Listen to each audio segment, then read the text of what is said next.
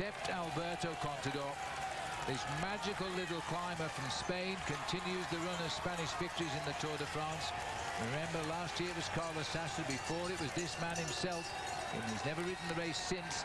Now he's going to reward the hard work with the two riders from Luxembourg as he pats the back of Frank there. He is not going to contest the sprint, that's for sure.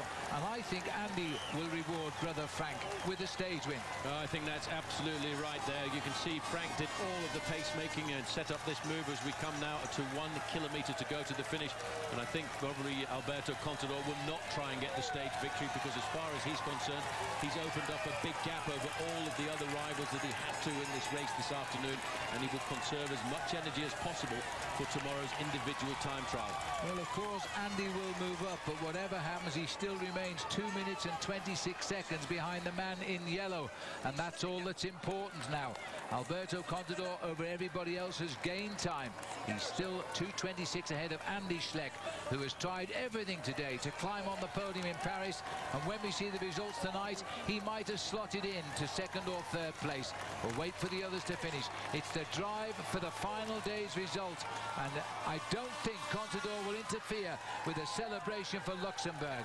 Well, on the front, Andy Schleck, he's doing all of the pacemaking. He knows he's going to leave it up to brother Frank there, who is in second place. Contador in third. The team cars all behind now. We're inside of 350 metres to go.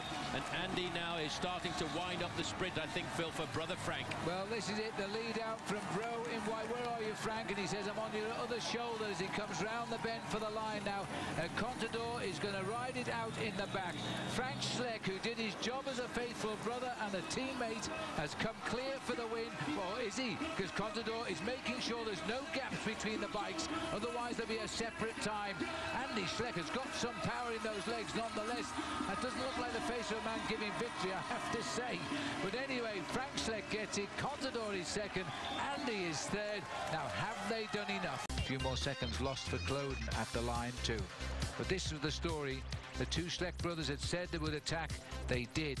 And there's only one man they couldn't rid themselves of. And for this too, they did it for the injured Jens Voigt, who crashed out of the Tour de France yesterday. Another change in the overall classification, but today really belongs to Luxembourg and the Schleck brothers. Yes, his other career win was on Alpe d'Huez, by the way, so this boy's a climber, and he really threw his hands in today to try and help his younger brother, Andy Schleck, get that yellow jersey. That didn't happen, but he certainly put Schleck now in a position for a podium finish. Andy, that is. I think the impressive